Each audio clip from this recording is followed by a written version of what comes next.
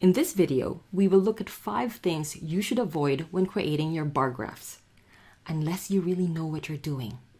These are general rules of thumb, but there will always be exceptions to these rules of thumb.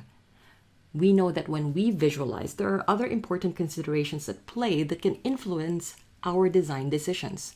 For example, your context, your goal, your audience, and the type of data that you're working with. Please also note that while I show examples in Tableau, these issues are not specific to Tableau. These are things we should be aware of, regardless of which software or tool we use. Okay, use case number 1, cropped labels. Let's say what we have is a vertical bar chart and we have long label names. So if we take a look at the bottom area of your screen, you can see that in Tableau, if you have a label that is wider than the width of the bar, you see this ... Well, clearly it is something that we can clean up. We should clean up because otherwise it becomes confusing and also just distracting. We may decide to just rotate the label.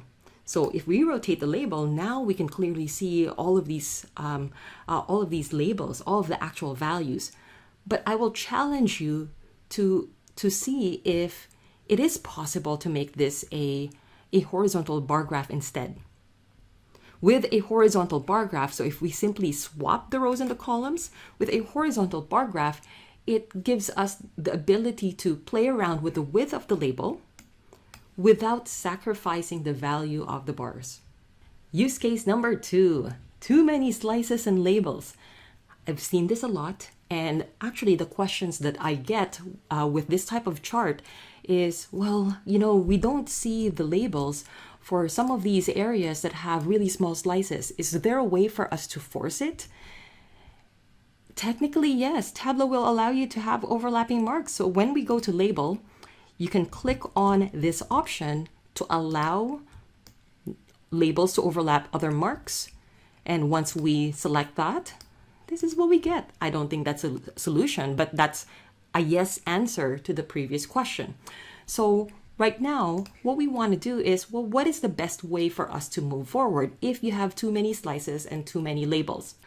Right now, we have actually too many colors. So first thing to consider is there a way for us to slice it up, not using color? That's one option. Another option in terms of the labeling piece is we may not necessarily have to show all the labels, all the values right away. So in a tool like Tableau, you can have some interactivity around it. So for example, we can choose to show the label on certain actions. So maybe when it's highlighted. So when we click on label, instead of showing all right away, we can simply say when it's highlighted. And then we can also just show the highlighter feature. So I've already turned that highlighter feature on, but you can find it from your pill that is located in color. So in here, it's that show highlighter. It's actually this one right there. And what this does is now the data will be on demand. It's still going to be a little bit confusing, but at least it's clear what those values are. They don't overlap and overwhelm all the other labels from all the other values. And in some ways, this allows for more engagement with your audience, with your end user. They hover around, they look at the values, and at least they're able to see very clearly what those labels are. Use case number 3. Do not create a bar in bar in bar in bar in bar chart. We do have a chart called bar in bar. It is great for comparing 2 measures together. So instead of having 2 bars side by side, what you do is you superimpose one bar on top of the other and you vary the color and the width of that bar. So it's a very compact way to compare 2 measures together. But if you wanted to compare more than 2 measures, and you may decide to do it this way, well, it looks fancy. It looks like a tower or a structure or a building, but it's very confusing. There's too much going on, and it's quite overwhelming. The message isn't clear. The numbers aren't very clear. So my recommendation is, if you can, keep it to just 2 measures, if you can. But if it's really important for you to show 6 different years, this may not be the type of chart you want to use. So again, I'm going to show you an example of how you could go around it. I'm not necessarily saying that this is how you should do it, but we could decide to just move year onto your columns and allow for the comparison of the different bars kind of independently. This might look like a more boring chart, but it is still a cleaner chart. It's still a clearer chart. So this is something to consider. Use case number 4, very thin bars. So here's my challenge. Stare at the screen for about 5 seconds.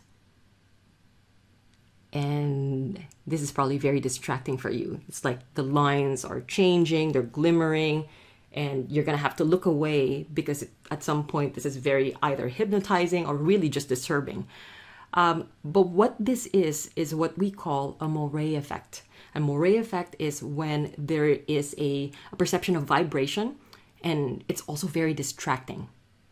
So when we encounter this, first things first, let's not alter the width. So in this case, maybe we just need to adjust it to a normal size or whatever the usual size is. So as long as it's not very thin. But the other thing to consider looking at this chart is there's too many data points that we are showing up front. What is the value that we are showing right now? The challenge is sometimes we are asked to show all the data right away. And sometimes it's just because we are so accustomed to seeing all the data. But this is an opportunity to see which of these data points are most valuable. What is it important to show right away? Maybe it's just the top 5 or the bottom 5 or the top 5 and bottom 5. That's still better than showing 50 different data points that people will have to scan through, and they have to figure out if this is of value to them when they're making their decisions. Use case number 5, what not to do. Not start at a 0 scale. That's a double negative. I don't think that was very clear.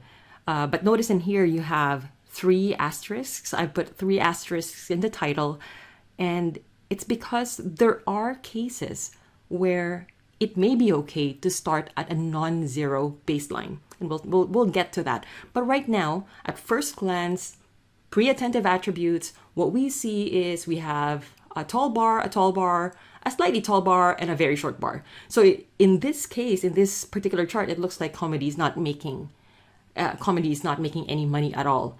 But this is very misleading because when we take a look at the scale, it starts from about 1 billion. It did make money. In here, the effects are exaggerated because we did not start at 0. So what we could do is we can edit the axes, and instead of unchecking the include 0, we are going to check include 0. So it starts at 0. So let's add that in.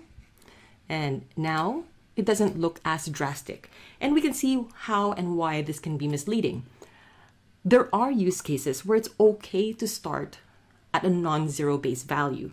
It depends on the data type that you work with. If the data type that you work with will never reach 0, then that might be a reason to not use 0. But it's considered good practice to call this out. If your scale is not starting at 0, at least make a note, call it out so that it's not very misleading to whoever is reading this visual. Okay, that's it. These are my 5 things of not to do with your bar charts. A lot of these are applicable to other types of charts, and I'll create sessions or videos for those as well. But ultimately, we want to be very aware of these considerations because they can create confusing, unclear, misleading, or cluttered visualizations. Our aim should be to create clear, effective visualizations. If there are other topics you want me to create a video on, please comment down below. I look forward to seeing you in the next video. Hope you enjoyed it.